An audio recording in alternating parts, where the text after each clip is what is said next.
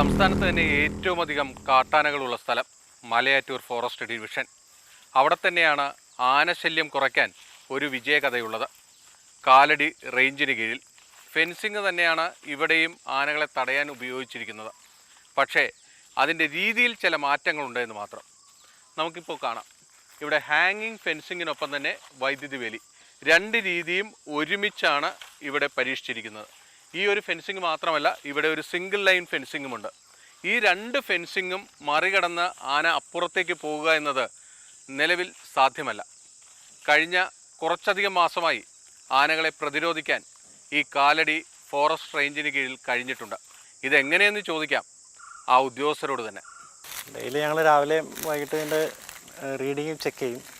Touch ഒന്നും ഉണ്ടാകാത്ത രീതിയിൽ വെട്ടി ക്ലിയറാക്കി ഇടുന്നുണ്ട്. ആദ്യം മറ്റേ ആ ഫെൻസിങ്ങിൽ മാത്രമുള്ളത് പരാജയപ്പെട്ടതുകൊണ്ടാണ് ഇങ്ങനെ പുതിയൊരു ആശയം പരീക്ഷിച്ചത്. പട്ടിപ്പാറ ജനവാസ മേഖലയിലേക്ക് കിടക്കുന്നൊരു മെയിൻ വഴി ഇത് തന്നെയാണ്. ഇതിൽ വരുന്നു ആന കിടന്നു കഴിഞ്ഞാൽ പിന്നെ അവിടെ ഒരു മാസക്കാലം പട്ടിപ്പാറ ഭാഗത്ത് നിൽക്കും. അത് കഴിഞ്ഞിട്ട് പിന്നെ കുറേ അവിടെ തീറ്റ കുറഞ്ഞ് കഴിയുമ്പോൾ ആന തിരിച്ച് കയറി പോകും. ഇപ്പോൾ ആന കുറേ പ്രാവശ്യം വന്നെങ്കിൽ കിടന്നങ്ങോട്ട് പോകാൻ പറ്റിയിട്ടില്ല. പട്ടിപ്പാറ ഭാഗത്ത് ജനങ്ങളുടെ വയലിലിറങ്ങി വയലും കൃഷിയെല്ലാം നശിപ്പിച്ച് പലരും കൃഷി ഉപേക്ഷിച്ചൊക്കെ ഇരിക്കുന്ന സാഹചര്യമൊക്കെയാണ്. ഈ ഭാഗം വരെയൊക്കെ വരാറുണ്ടല്ലേ? പറയുന്നത് ഇപ്പോൾ ഇതിൻ്റെ ഈ സൈഡ് വഴി ആന വന്നിട്ടേ കിടക്കാൻ പറ്റാത്തതുകൊണ്ട് ഇതിൻ്റെ സൈഡ് വഴി അങ്ങ് അറ്റം വരെ നടന്ന പാടുകൾ ഉണ്ട്. അതായത് ഓരോ തവണയും വന്ന് നോക്കും, ഇത് ബ്രേക്ക് ചെയ്ത് പോകാനായിട്ട് കഴിയാറില്ല, തിരിച്ചു പോകും. ഇപ്പോൾ ഒരു ആശ്വാസമുണ്ട് ഓഫീസിൽ. ഞങ്ങൾക്ക് കുറച്ച് ഉറങ്ങാൻ പറ്റുന്നുണ്ട്. ഇപ്പോൾ കുറച്ച് ഇട്ടതിന് ശേഷം 2 മാസമായിട്ട് ഞങ്ങൾ കിടന്ന് ഉറങ്ങുന്നുണ്ട്.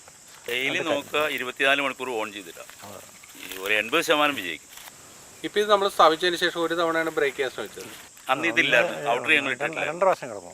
ആ ബാറ്ററി സെപ്പറേറ്റ് 2 ബാറ്ററി വന്നതിന് ശേഷമാണ് ഇത് വിജയിച്ചത്. ഇതിൻ്റെ ന്യൂട്രൽ വെച്ച് കഴിഞ്ഞാൽ ഇത് ഫേസ് മേക്ക് വെച്ച് കഴിഞ്ഞാൽ ഇതിനകത്ത് കറക്റ്റായിട്ട് അതിൻ്റെ റീഡിങ് കാണിക്കും. 9 നമുക്ക് വേണ്ടത്. അതായത് ന്യൂട്രൽ ഇത് ചെയ്യുക, പിന്നെ ഫേസ് നമ്മളിത് കാണിച്ച് കഴിഞ്ഞാൽ ഇതിനകത്ത് ഇങ്ങനെ 9 കാണിക്കും. പവറിൽ അടിക്കുന്നതുകൊണ്ട് വിട്ടു പൊക്കോളും. നമുക്ക് പിന്നെ മരണമൊന്നും സംഭവിക്കില്ല ഒരു കാരണവശാലും. ഇതാണ് ഈ വൈദ്യുതി വേലിയുടെ ഏറ്റവും പ്രധാനപ്പെട്ട ഭാഗമെന്നത്. 100 വാട്ടിൻ്റെ 2 സോളാർ പാനലുകൾ വെച്ചാണ് ഇവിടെ ബാറ്ററി ചാർജ് ചെയ്യുന്നത്. 2 യൂണിറ്റുകളുണ്ട്. ഈ 2 യൂണിറ്റുകൾ വഴി 2 വൈദ്യുതി വേലികളാണ് ഇവിടെ സജ്ജീകരിച്ചിരിക്കുന്നത്. ഈ 2 വൈദ്യുതി വേലികൾ സജ്ജീകരിച്ചിരിക്കുന്നതുകൊണ്ടാണ് ഇവിടെ ഈ കാട്ടാനകളെ തടഞ്ഞു നിർത്താൻ കഴിയുന്നത്. ഇതിനിവിടെ ആന ആദ്യം വരുമ്പോൾ ഇതിൽ നിന്ന് അടിയിട്ട് തിരിച്ചു പോകും. അപ്പോൾ അത് തകർക്കാതിരിക്കും.